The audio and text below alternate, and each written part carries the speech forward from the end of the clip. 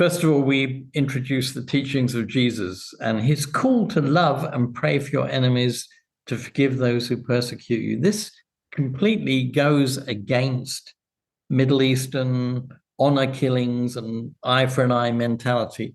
It's radical, and it really has an impact on people who hear this message for the first time, especially young people. Welcome to the Unconventional Ministry Podcast. I'm Dennis Weens, your host, Senior Impact Catalyst with Sat7 USA. Each week, I invite a guest to join the podcast to share their unconventional and innovative ministry approach. Please leave a comment how the topic helped you. Be sure to subscribe as well as check out other podcast episodes from a wide variety of guests and a variety of innovative ministry approaches. I want to thank my sponsor, Sat7 USA. Please visit Sat7 USA's website, sat7usa.org, to learn how you can be a part of making the gospel available to everyone in the Middle East and North Africa. Enjoy today's conversation. My guest today is Dr. Terence Ascott, a pioneering innovator in the area of Christian media ministry in the Middle East and North Africa. So, Terry, welcome to the Unconventional Ministry Podcast. Thank you, Dennis. Good to be with you. It's great to have you here. You've lived in the Middle East for over 40 years. You're a specialist in ministry and parachurch work in the MENA region, as we call the Middle East and North Africa. You've served on multiple ministry boards, and in 1995, along with Middle East Christian leaders and church leaders and 20 partner agencies working in the region, you launched Sat7, which is a pioneering Christian media model for the Middle East, and that was all 27 years ago. And, you've written a book about it, Dare to Believe, so I encourage our podcast listeners to go to terenceascott.com, pick up one of his books on the exciting story and an insightful look into the courageous work of the witness of the diverse Christian communities of the Middle East and North Africa. So it's great to have you back on the podcast. Today, we're looking at some of the issues that are facing the Middle East. You follow the news, what's happening and how it impacts the church, capital C, and ministry. So I'm glad to have you back on. What are some of the big issues facing the Middle East today? And of course, that impacts all ministries and all churches that are working there. So thank you for coming on and broadening our perspective on the Middle East that we hear in the news so much. Yeah, well, there are, I think, 5 major issues. I mean, there's lots of sub-issues, but before I go through those, I just want to say generalizations about the whole region are quite dangerous. Each of the different countries of the Middle East are as different to each other as the countries of Europe. And so we have to be careful when we make generalizations, but there are these common things that are impacting the whole region, the Middle East and North Africa. One would be conflict and war. This really is an ongoing issue. It's not new, but right now we've got conflicts in Yemen, obviously in Gaza, northern Syria, Libya, parts of Iraq, Sudan, South Sudan, and many other locations. In addition to border tensions remaining between Israel and its neighbors, of course, there's also tensions between Iran and Iraq, Turkey, and the Kurdish regions of Syria, Morocco and Algeria, and so on. And these have been going on for the longest time. And if you look at the escalation since the so-called Arab Spring back in 2011, we see that millions have been left dead or displaced. And this has resulted in the destruction, of course, this conflict of schools, businesses, health and other social services, the supply of electricity or safe water, breakdown in law and order. Of course, environmental damage. Health services especially have been very badly hit. There's food insecurity in a lot of places, a loss of education and poverty. And many have been forced to risk their lives on treacherous Mediterranean crossings to escape from their countries and try and seek refuge in Europe. So it is a terrible situation. The instability and the insecurity that exists in the region generally. A second area of concern to us all is poor education. I mean, almost 2/3 of the population in this part of the world is under the age of 30, and due to overstretched or destroyed school systems in many places, many kids have not gotten adequate education or any education in some cases, which in turn leads to two other problems. One, they find it hard to get employment as they grow up. So young men have to continue living at home. Consequently, they cannot get married and raise a family, and this leads to a loss of self-respect and dignity. And these were the exact same problems that were cited as having led to the Arab uprisings in Tunisia at the end of 2010. And the second problem stemming from poor education or no education is that it makes people vulnerable to state or other forms of propaganda. And this weakens the chances for real democracy to evolve in the region. And it makes it easier for Islamists or other groups to radicalize young people. So it's a key problem. A third area is a lack of press freedom or freedom of expression. And even in some of the most apparently open countries of the Middle East, there's journalists and bloggers and people with legitimate concerns or complaints against government that are locked up, either as terrorists, as they call them, or under the special powers of national emergency regulations. And in other countries, such as Iran, people can just disappear for no legal reason at all. Of course, with the advent of uncensorable satellite television in the 90s and the more recent massive growth of secure and inexpensive digital media through the region, everyone now has a voice, or at least everybody who can read and write has a voice. And yet the freedom of the press and the freedom of expression are, without question, vital pillars of democracy. Again, without these, free and democratic societies in the Middle East will never evolve. A fourth concern is a lack of women's rights, and this continues to be a major hurdle for the Middle East. And while, the extreme examples can be found in Taliban-controlled Afghanistan, it's mostly a cultural rather than a religious issue. We find honor killings, female genital mutilation, and other unacceptable treatment of women in all religious communities, even, sadly, in some Christian ones. But with education comes change. In Iran, the majority of university students today are women. And this is perhaps why we've seen widespread women-led protests in the country under the banner of Women, Life, Freedom, following the death of Mahsa Amini at the hands of the so-called morality police. But until women have equality in key areas with men, there cannot be universal suffrage or, again, real democracy in the region. The fifth area is perhaps not surprising. It's a lack of religious freedom. A recent Pew Foundation study declared that for Christians, this is the worst era of global persecution in 1,000 years. Consequently, over the past 20 years, there's been a massive new exodus of Christians from countries like Iraq, Syria, Egypt, and Lebanon, reducing the Christian population in the Middle East from 10% 100 years ago to less than 4.2% today.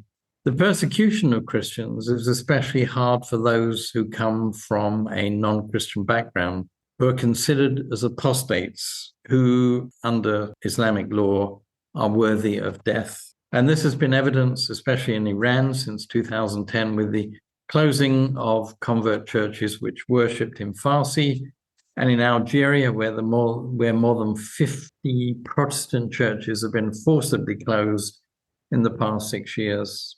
Others in the region, including Zoroastrians, Yazidis, and those from the Baha'i faith, have also been denied religious freedom. Alongside this, there's the rise of atheism, with millions, even in a country like Egypt, self-declaring as not believing in God, despite this also being considered apostasy. And in countries like Turkey, deism is very much on the rise, with people not wanting to abandon religion altogether, but being turned off Islam by what they see as the hypocrisy and the exploitation of religious leaders. In fact, the more a government in the region leans towards theocracy, the more people are turning away from their traditional religious beliefs. In the case of Iran, this has led to the fastest growing church in the world today in per capita terms. And there are many other critical issues facing different countries in the Middle East and North Africa, including corruption and economic instability, as we see today in Lebanon, in Turkey, and other countries. So it's a bit of a gloomy situation, but it's also a time of opportunity for the church to be salt and light in such chaos. So, Terry, as you think about these 5 challenges or big issues facing the whole region of the Middle East and North Africa, what is ministry or what is SAT7 doing to address these issues or to do ministry in the context of these challenges? How long have you got? Well, it's a long story, but let me very briefly touch on the 5 areas: war and conflict. Well, first of all, we introduced the teachings of Jesus and his call to love and pray for your enemies, to forgive those who persecute you. This completely goes against Middle Eastern honor killings and eye for an eye mentality. It's radical, and it really has an impact on people who hear this message for the first time, especially young people. And so we were able to put this through our programming continuously, the teachings of Jesus. Secondly, poor education. We've, in response especially to the Syrian civil war back 10 years ago, we started My School, a series of programs covering maths, Arabic, English, science, and so on, covering the first 5 years of a school curriculum, but with a distinctly Christian set of values attached to them. And these are available today online, anytime, on demand, for children who are not in school. Freedom of expression, where we give people, especially the church and refugees and women, a platform to express themselves.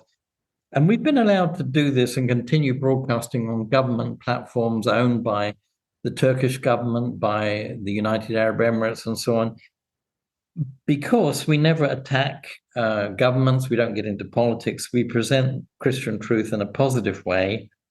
And it's been really exciting to see the way in which we can address issues of freedom of expression and give platforms to those who have no voice. In terms of women's insights, wow, we've got a lot of programs for women. And interestingly, 1 or 2 of them, their biggest audiences are men, some of whom have written or called in to apologize for men's treatment of women.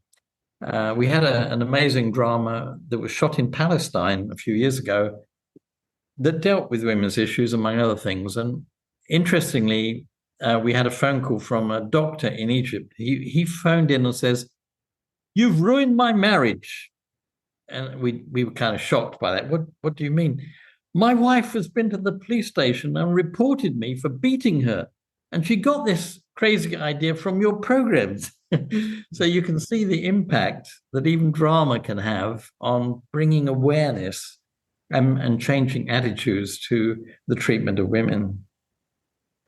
When it comes to lack of religious freedom, obviously we've had the opportunity to raise the issue of freedom of all minorities, but especially we've been able to humanize Christians. We've been able to show them as real nice people making a contribution to their own societies.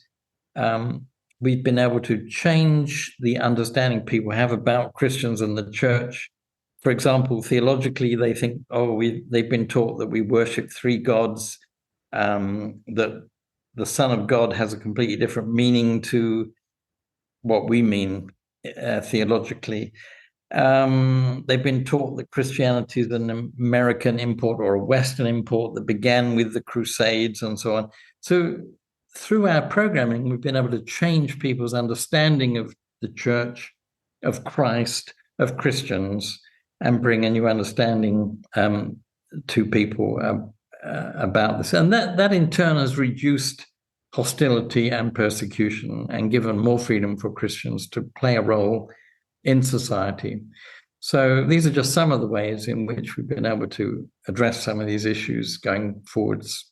As you talk, two words come to mind. They're really in terms of ministry in the church, capital C. There really needs to be greater level of collaboration, really redefining of partnership. And you really were aware of that 28 years ago when you started the SAT7 ministry, to have agencies, denominations, ministry partners, churches come together around a common vision to see a growing church, setting aside agency distinctives or denominational distinctives.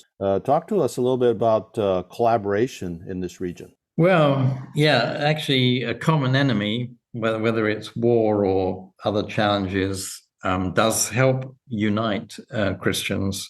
And we've seen a lot of unity over the challenges of the Palestinian Gaza situation. They've also come together at times of natural disaster, like happened in the earthquake in Turkey at the beginning of last year, when many churches came together to provide relief services to the mostly Muslim population in the southeast of the country.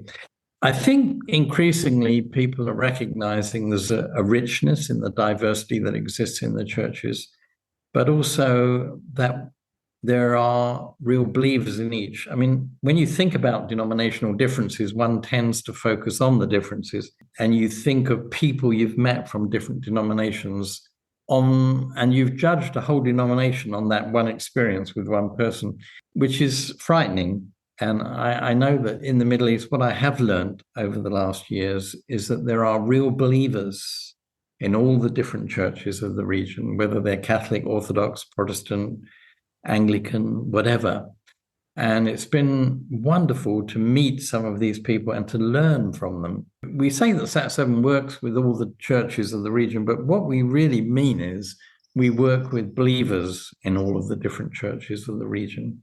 And I think it's important for us to recognize that every church has its committed members and its kind of nominal or even flaky members. It was Pope John Paul in 2000 at the launch of an evangelistic crusade who said only 2% of Catholics are real believers. The other 98% need to be evangelized. So that gives you a perspective just from the Catholic side. But there is real unity amongst the believers in the different denominations. Amen. Well, thank you, Terry. And I'd encourage people to get on SAT7 social media because they're telling a lot of these stories of viewers, of people that are being impacted by the programs. And one story that comes to mind, I know you were talking about my school and how SAT7 provides free education to Arabic speakers or children or youth, and how many mothers have learned to read and write by taking their kids to social centers, churches, or we're just watching on smart devices. My school education have learned to read and write, and their governments, when they were girls, didn't allow them education. Now, because SAT7 provides this for their kids and their grandkids, these grandmothers are learning to read as well. So the impact of what SAT7 doing is going very far, very deep into culture and making significant changes for so many people. I'd encourage you to consider ways that you might come alongside SAT7 in making a difference in the Middle East and North Africa. You can go to our websites, sat7usa.org or sat7.org. Check out ways and pray about joining the Middle East team in praying and being a voice and an advocate. Maybe in your churches you hear stereotypes, correct those stereotypes that are so common for the Middle East and North Africa. And then if God's blessed you, share that blessing with us financially, or ways that you could do like gift in kind, or think of creative ways that you can come alongside and help SAT7. And we also provide some estate planning and conversations on biblical stewardship, talking about wills and trusts, estate planning. So there's many ways to be involved, and I encourage you to find ways that you could use your giftedness, your abilities, your talents, your resources to make a difference for the church, capital C, across this region of the Middle East and North Africa. So Terry, thank you for joining the Unconventional Ministry podcast and enlightening us, broadening our perspective, and helping us better understand the news that we listen to every day. Thank you, Dennis. In our changing world, there are more ways than ever to do ministry. SAT7, as a broadcast media ministry, is changing how ministry is done. Through innovative approaches, collaborative efforts, broadcast satellite television, web streaming, and social media, Sat7 is making a difference. Visit Sat7 online today at sat7usa.org to learn ways you can be a part of this kingdom work. If you've enjoyed this conversation, please share it with your friends. If you know of an unconventional ministry approach, please introduce us. We'd like to have them on as guests. Thank you again for joining this episode of the Unconventional Ministry Podcast.